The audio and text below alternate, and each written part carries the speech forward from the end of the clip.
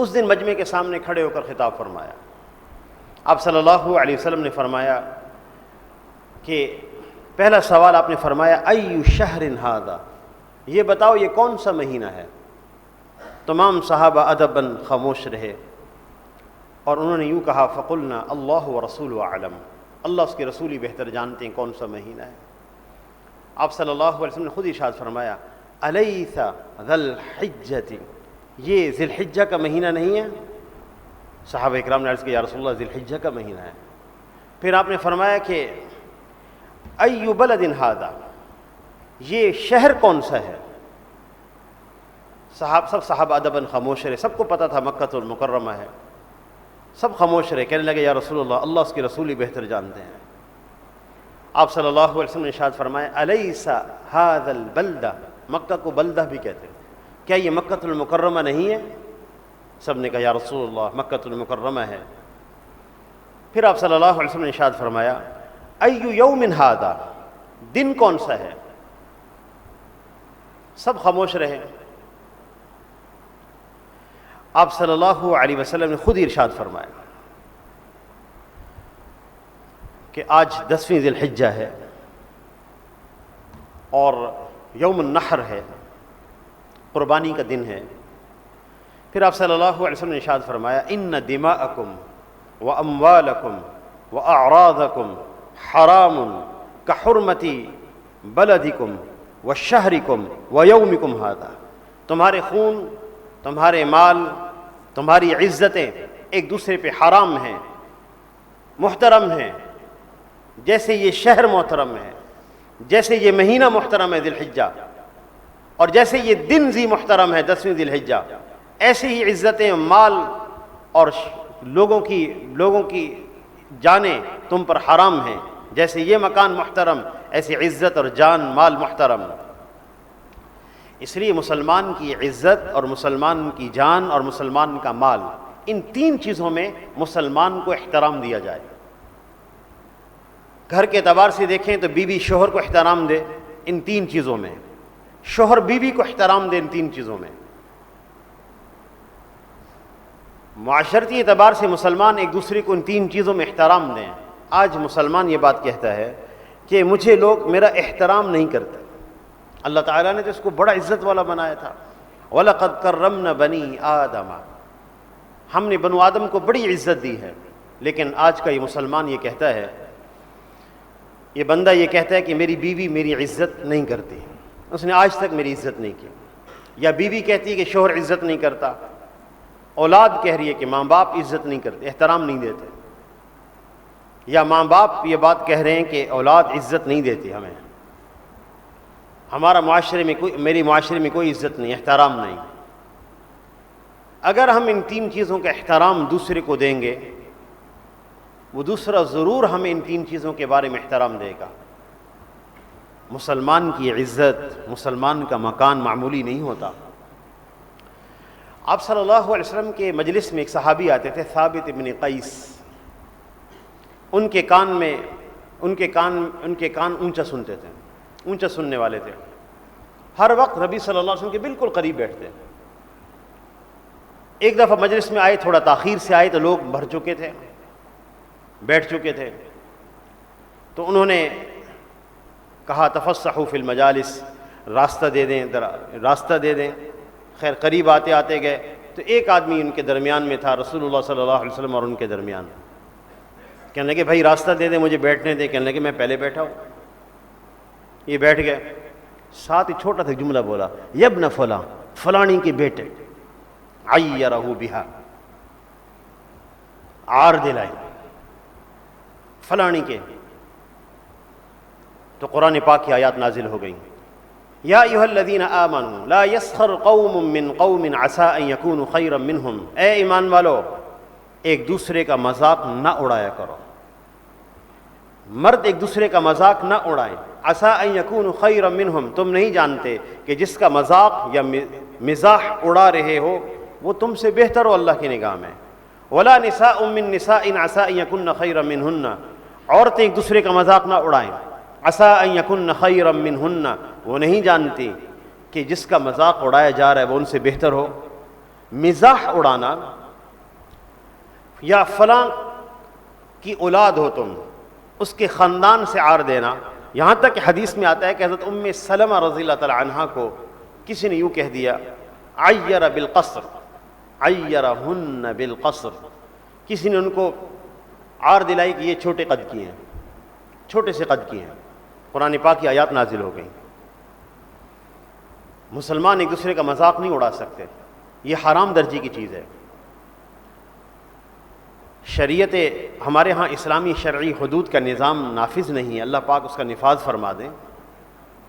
اس پر حد جاری ہوتی ہے، تعزیر ہوتی ہے. 1 کوڑے سے لے کے 20 کوڑے تک مارے جا سکتے ہیں جس نے کسی کا مذاق اڑایا ہو اسلامی عدالت کے اندر. وَلَا تَلْمِزُوا أَنفُسَكُمْ، اور ایک دوسرے پہ عیب نہ لگاؤ. وَلَا تَنَابَزُوا بِالْأَلْقَابِ، ایک دوسرے کو برے ناموں سے یاد نہ کرو. برے ناموں سے یاد کرنا. مدینہ المنورہ میں جب آپ صلی اللہ علیہ وسلم تشریف لائے تو لوگوں کے 2 3 نام ہوتے تھے. ایک نام ہوتا تھا جس سے لوگ چڑ جاتے، تو وہ لوگ نام لے کے چڑھایا کرتے تھے.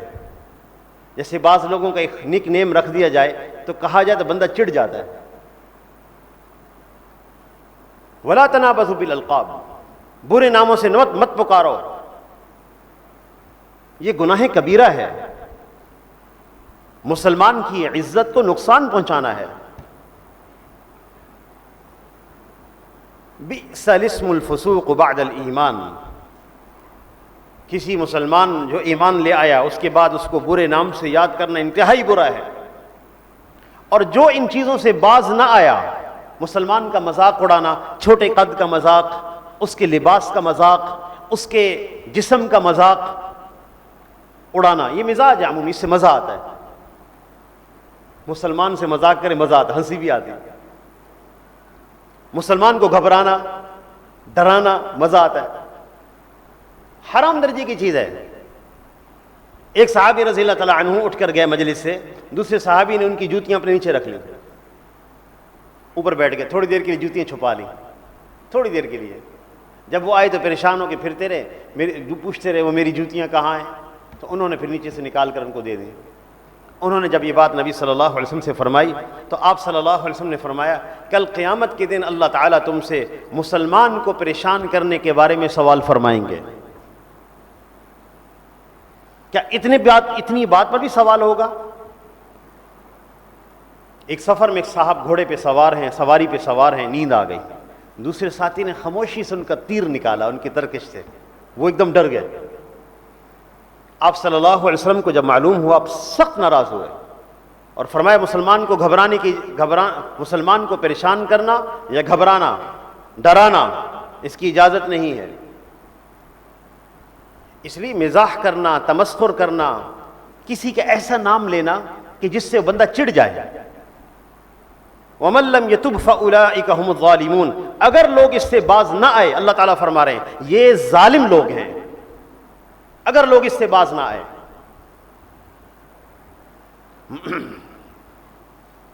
اسی طرح مسلمان کی طرف ہتھیار کا اشارہ کرنا. آپ صلی اللہ علیہ وسلم کے ارشاد ہے من حمل السلاح، جس نے ہمارے اوپر ہتھیار اٹھائے. محدثین نے لکھا اس سے مراد کوئی بھی نوکدار چیز، چھری، ہمارے ہاں پیچکس ہوتا ہے تو اس سے ڈرا دیتے ہیں، ایسے کر دیتے ہیں بندہ آدمی ڈر جائے. چھری سے ڈرا دیا، کانٹے سے ڈرا دیا. من حمل السلاح فلیس منا، جس نے ہمارے اوپر ہتھیار اٹھائے وہ ہم میں سے نہیں ہے. حضرت اسامہ رضی اللہ عنہ کہتے ہیں کہ ایک جنگ میں ایک مد مقابل میرے سامنے جو تھا وہ میرے بہت شدید لڑنے والا، کفار کا جب مجمع آتا تھا وہ سب سے آگے ہوتا تھا، اور جب لوگ پیچھے بھاگتے واپس تو ان کا وہ دفاع کرتا تھا. قابو نہیں آ رہا تھا. بڑی کوشش کے بعد وہ قابو آیا، میرے سامنے آیا. جب میں تلوار کا وار کرنے لگا اس نے کہا اشہد ان لا الہ الا اللہ واشہد ان محمد رسول اللہ. حضرت اسامہ فرماتے میں نے تلوار چلا دی، قتل کر دیا.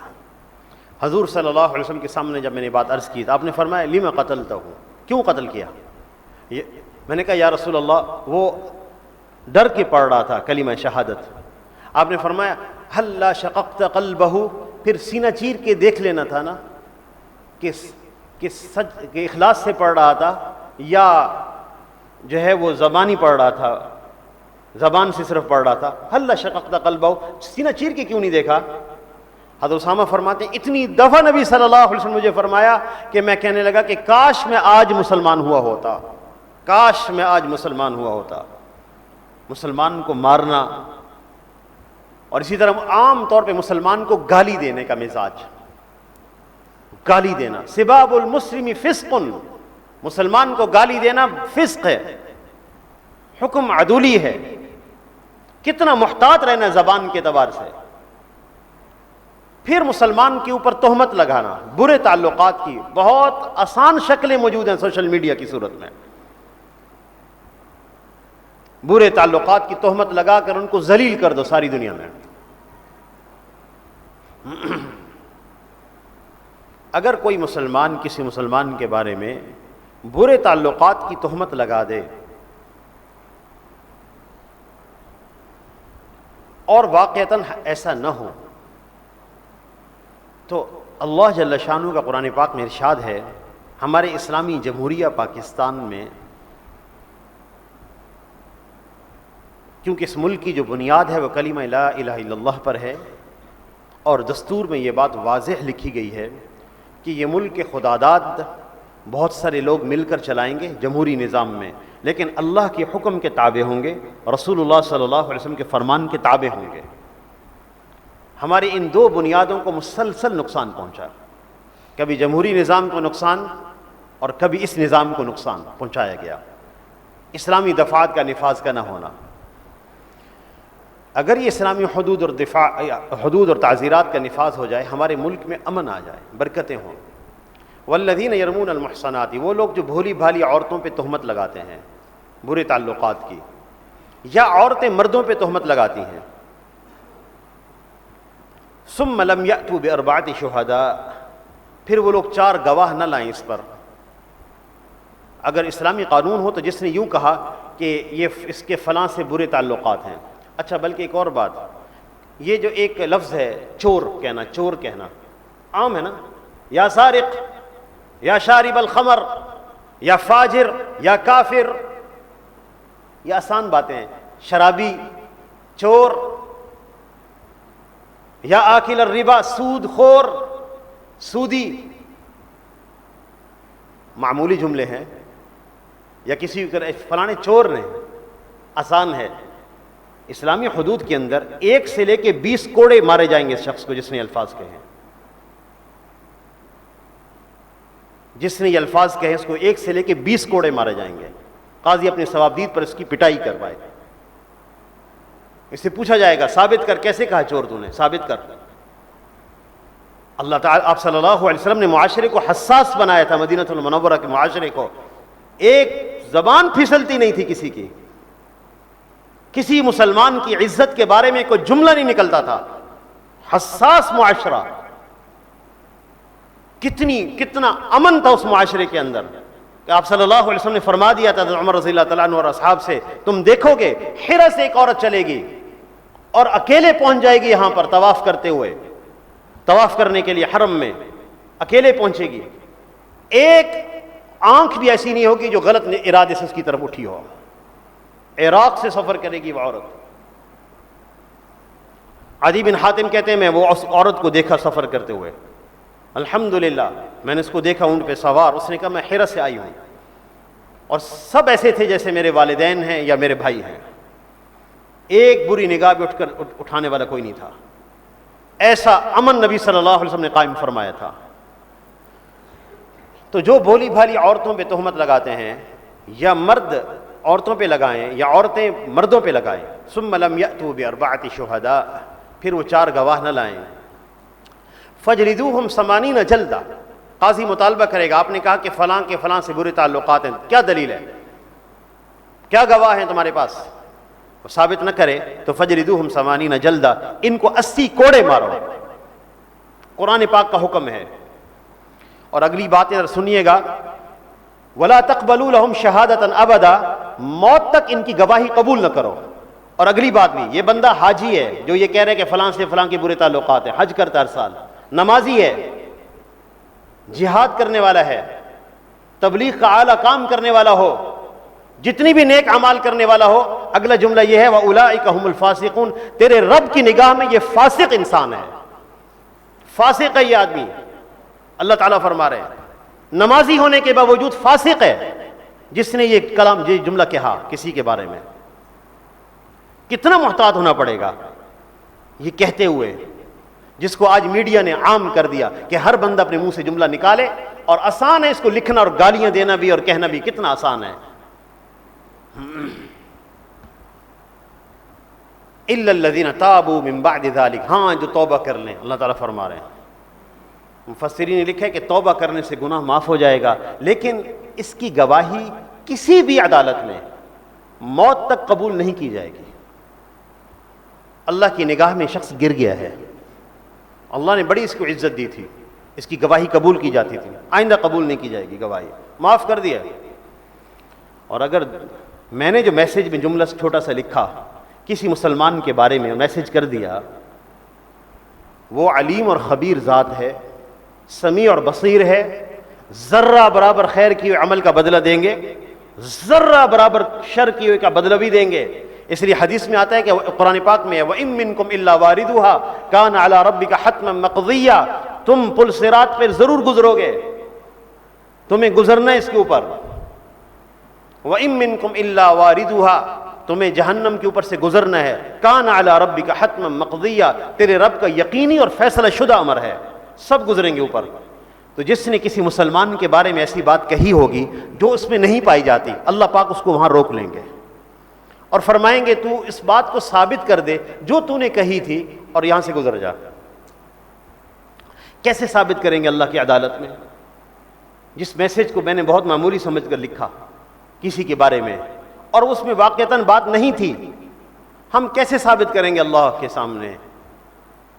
وہ کھڑا کر دیں گے اللہ جل شانہ پل صراط پر. اللہ اکبر.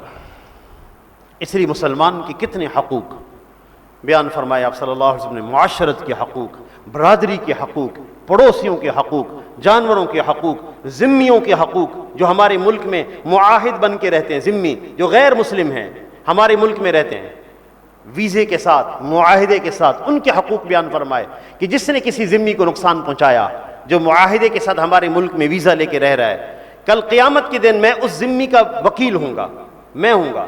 آپ صلی اللہ علیہ وسلم نے فرمایا جس طرف خود نبی صلی اللہ علیہ وسلم وکیل ہوں گے، کیسے ہم اس مقدمہ لڑ سکتے ہیں؟ ان کے بھی حقوق ہیں جو ہمارے ملک میں ویزے کے ساتھ رہ رہے ہیں. پھر آپ صلی اللہ علیہ وسلم نے فرمایا ربا وربا الجاہلیت موضوع، آپ نے اس خطبے میں فرمایا جاہلیت میں جس نے سود لیا تھا وہ ختم ہے. آج سود کو یہاں منع فرما دیا آپ صلی اللہ علیہ وسلم نے. وَأَوَّلُ رِبَا أَمْنَعُ مِنْ رِبَانَا رِبَا عباس ابن مطلب. آپ صلی اللہ علیہ وسلم نے ارشاد فرمایا کہ سب سے پہلا سود جو میں معاف کرتا ہوں وہ حضرت عباس بن عبد المطلب کا سود ہے. حضرت عباس بن عبد المطلب رضی اللہ تعالیٰ عنہ نے لوگوں سے سود لینا تھا، سب سے پہلے فرمایا میں اپنے خاندان کا سود معاف کرتا ہوں، ہم حضرت عباس کا سود نہیں لیں گے لوگوں سے. حضرت عباس کا سود کتنا تھا جو لوگوں سے لینا تھا؟ 10,000 مثقال سونا. ایک مثقال 4 ماشے کا ہوتا ہے اور ایک تولہ ایک مثقال 4 ماشے کا ہوتا ہے 40,000 ماشا، اور 12 ماشے کا ایک تولہ ہوتا ہے. 40,000 کو 12 ماشے پہ 40,000 کو ذرا 12 پہ تقسیم کریں تو 3,333 تولے سونا بنتا ہے. 36 کروڑ سے زیادہ رقم تھی اس زمانے کی، 36 کروڑ روپے سے زیادہ رقم ہے اس زمانے کی. پاک و ہند سے قبل 1 کروڑ کی مالیت کیا ہوگی تقسیم استقلال سے پہلے؟ تو آپ صلی اللہ علیہ وسلم نے وہ سود معاف کیا کہ یہ سود نہیں لیا جائے گا. اس کے بعد سودی لین دین بند کر دیا گیا. اللہ اکبر. یا ایھا الذین آمنوا اتقوا اللہ، اے ایمان والو اللہ سے ڈرو. وذروا ما بقی من الربا، یہ جو حجۃ الوداع کا خطبہ تھا نا، پوری شریعت کا خلاصہ بیان ہو رہا تھا، پوری شریعت کا خلاصہ. بس آخری خطاب تھا جو اتنے بڑے مجمع سے کیا گیا. اس کے بعد آپ صلی اللہ علیہ وسلم نے فرما دیا تھا آئندہ ملاقات شاید نہ ہو بس. اور حج ذی الحجہ کے بعد محرم، سفر، اور سفر سے بیماری شروع ہو چکی تھی، سر درد تکلیف شروع ہو گئی، ربیع الاول میں انتقال ہو گیا، وصال ہو گیا. آپ صلی اللہ علیہ وسلم قرآن پاک میں آتا ہے یا ایھا الذین آمنوا اتقوا اللہ، اے ایمان والو اللہ سے ڈرو، وذروا ما بقی من الربا، سود چھوڑ دو. فإن لم تفعلوا، اگر تم نے سود نہ چھوڑا، سودی لین دین نہ چھوڑا، اگر جتنے بھی گناہ ہیں دنیا میں، خدا نخواستہ زنا ہے، قتل ہے، شراب ہے، اس پر اتنی سخت وعید نہیں ہے جو سودی لین دین پہ اللہ جل شانہ نے ارشاد فرمائی ہے فَأْذَنُوا بِحَرْبٍ مِّنَ اللَّهِ وَرَسُولِهِ. اگر تم سودی لین دین نہیں چھوڑتے تو پھر اعلان سن لو، اللہ اور اس کے رسول سے اعلان جنگ ہے. پھر سن لو اعلان، ہم اللہ سے جنگ کر کے، اللہ کے رسول سے جنگ کر کے کیسے برکتیں لے سکتے ہیں اپنے ملک میں، اپنی انفرادی زندگی کے اندر، اپنی معیشت میں. دھوکے کا نظام. ہمارے ایک بزرگ تھے مولانا عبید اللہ سندھی صاحب رحمۃ اللہ علیہ، حضرت شیخ الہند رحمۃ اللہ علیہ کے سپاہیوں میں سے، جنہوں نے انگریز کے خلاف تحریک جہاد میں حصہ لیا پارٹیشن سے پہلے. خلافت عثمانیہ کی زوال و انحطاط کے بعد یہ تحریک بھی اپنے قدم نہ جما سکی. مولانا چونکہ بہت سارے ممالک میں گئے تھے، روس میں بھی گئے تھے، مقصد یہ تھا کہ روس کو ابھارا جائے برطانیہ کے خلاف لڑنے کے لیے، اور اس سارے لوگوں ممالک کو برطانیہ کے خلاف تیار کیا جائے. مولانا ایک بات کہتے تھے، ایک وقت آئے گا جتنے ارشادات اللہ کے ہیں اور جتنے ارشادات رسول اللہ صلی اللہ علیہ وسلم کے ہیں، اللہ ان کی سب کی حقیقت سب کے سامنے ظاہر کر دیں گے کہ اس کے بغیر چارہ کار نہیں ہے. کورونا آیا، بینکوں نے صفر کر دیا حد اس پرسنٹیج کو، اور سودی پرسنٹیج کو صفر کر دیا. کیوں؟ تاکہ معیشت ترقی کرے، اور بلکہ مائنس میں چلے گئے کہ اب جو کھاتہ دار ڈپازیٹر پیسے رکھوائیں گے بینکوں میں اس کے پیسے ادا کرنے پڑیں گے. 1450 سال پہلے اللہ کے رسول صلی اللہ علیہ وسلم فرما رہے ہیں یہ نظام معیشت کی کامیابی کا نظام نہیں ہے، ترقی کا نظام نہیں ہے. یہ پورے نظام پر ڈکیتی اور دھوکہ ہے، پورے نظام کے ساتھ. اس کی مثال اگر آپ سمجھیں، بہت آسان سی مثال ہے، یہ دھوکہ ہے، دھوکہ، ربا کا نظام. اللہ اکبر، اس طرح دھوکہ ہے. یہ جتنے لوگ بینک میں پیسے رکھواتے ہیں ان کو کھاتہ دار کہتے ہیں، ڈپازیٹر کہتے ہیں، کھاتہ دار. 100 روپے رکھیں گے، 10% ملے گا تو 10 روپے ملیں گے، 110 روپے. کتنا خوش ہوتا ہے ڈپازیٹر، خرچے چلتے ہیں نا 110 روپے میں، اخراجات گھر کے بھی چلیں گے. 10% فائدہ ملتا ہے، 10% یا آپ 7%، شرع سود کم ہو گئی. جو لوگ صنعتیں لگاتے ہیں وہ قرض لیتے ہیں بینک سے، بڑی بڑی صنعتیں لگاتے ہیں، ٹیکسٹائل کی صنعت، کپڑا بناتے ہیں. بینک ان سے کہتا ہے کہ 15% ہم آپ کو، بینک کہتے ہیں کہ 15% آپ ہمیں سود واپس کریں گے. جو قرض لیتا ہے بینک سے، تو ٹیکسٹائل مل لگی، کپڑا بنا، ٹیکسٹائل والوں نے 15% سود واپس کیا. پھر ساتھ اگلا کام یہ کیا، جو کپڑا تیار ہوا ہے اس پروڈکٹ پہ 15% اضافی اخراجات لگا دیے، اور کپڑا مارکیٹ میں 15% مہنگا ہو کے بکنے آ گیا. اس نے اپنی جیب سے پیسے نہیں دینے، اس نے یہاں سے پیسہ نکال کے بینک کو دینا ہے.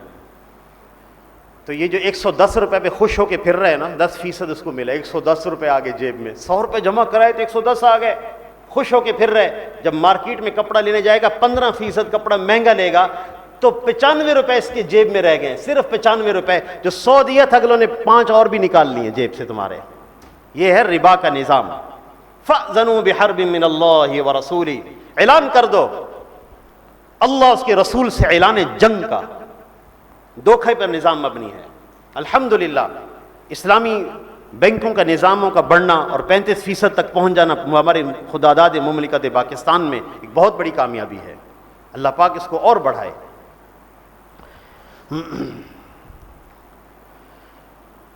پھر آپ صلی اللہ علیہ وسلم نے ارشاد فرمایا وَقَدْ تَرَكْتُمْ فِيكُمْ، میں تمہارے اندر ایک بات چھوڑ کے جا رہا ہوں، مَا لَن تَضِلُّ بَعْدَهُ إِنِ اعْتَصَمْتُمْ بِهِ، اگر تم اس کو مضبوطی سے پکڑو گے تم کبھی گمراہ نہیں ہوگے. کتاب اللہ، وہ اللہ کی کتاب ہے. اور یوم النحر عید والے دن آپ صلی اللہ علیہ وسلم نے منا میں خطبہ دیتے ایک بات ارشاد فرمائی. آخری بات تھی وَإِنَّ الشَّيْطَانَ قَدْ أَيْسَ أَن يُعْبَدَ فِي بَلَدِكُمْ. شیطان تمہارے شہر میں مکہ میں اپنی عبادت کروانے سے مایوس ہو چکا ہے. اب شیطان کی عبادت نہیں کی جائے گی، بتوں کی عبادت نہیں کی جائے گی. لیکن وَلَكِنْ سَتَكُونُ لَهُ طَاعَةٌ فِي مَا تَحْتَقِرُونَ مِنْ أَعْمَالِكُمْ. لیکن شیطان اس بات سے بڑا خوش ہوتا ہے اور شیطان کی اطاعت کی جاتی ہے جب تم گناہ چھوٹے سمجھ کے کرتے ہو تو شیطان بہت خوش ہوتا ہے. تو شیطان خوش ہوتا رہے گا اس بات پر کہ جب تم گناہوں کو حقیر سمجھ کے کرتے ہو. اس لیے گناہوں کو حقیر نہ سمجھا جائے. اور پھر نبی صلی اللہ علیہ وسلم نے ایک بات اور ارشاد فرمائی کہ دیکھو انکم تسألون عنی فما انتم قائلون. کل قیامت کی دن تم سے میرے بارے میں پوچھا جائے گا کہ میں نے تمہیں تبلیغ کر دی تھی، تعلیم کر دی تھی احکامات کی. سب صحابہ نے عرض کیا یا رسول اللہ نشہد انک قد بلغت وادیت ونصحت. ہم کل قیامت کے دن گواہی دیں گے آپ نے تبلیغ کا حق ادا کیا، آپ نے امانت کا حق ادا کیا، آپ نے ہماری خیر خواہی فرمائی. فقال باسمہ. پھر آپ صلی اللہ علیہ وسلم نے آسمان کی طرف اپنی انگلی اٹھائی شہادت والی اور پھر آپ نے فرمایا اللہم اشہد، اے اللہ آپ گواہ رہیں. اللہم اشہد، اے اللہ آپ گواہ رہیں. اللہم اشہد، اے اللہ آپ گواہ رہیں. اور پھر اگلا جملہ آپ نے ارشاد فرمایا فَلْيُبَلِّغُ الشَّاهِدُ الْغَائِبَ. جتنے حاضرین موجود ہیں وہ اس دین کو غائبین تک پہنچا دیں، آگے پہنچا دیں. اور پھر ایک چھوٹا سا جملہ ارشاد فرمایا رُبَّ مُبَلَّغٍ أَوْعَى مِن سَامِعٍ. بہت دفعہ ایسا ہوتا ہے کہ سننے والا بات کہنے والے سے زیادہ محفوظ کرنے والا ہوتا ہے. تم کسی کو کہہ دو گے بات وہ تم سے زیادہ اچھی طرح اس پر عمل کر لے گا اور اس کو زیادہ اچھی طرح محفوظ کر لے گا اور آگے پہنچا دے گا. اس لیے لوگوں کو دین کی بات آگے پہنچاؤ. یہ خطبہ حجۃ الوداع کے موقع پر جو آپ کے ارشادات تھے یا منا کے موقع پر جو آپ نے خطبہ ارشاد فرمایا، چند ارشادات میں نے آپ کے سامنے نقل کیے ہیں. اللہ تعالیٰ سے دعا ہے کہ اللہ ہم سب کو عمل کی توفیق عطا فرمائے. وآخر دعوانا ان الحمد للہ رب العالمین.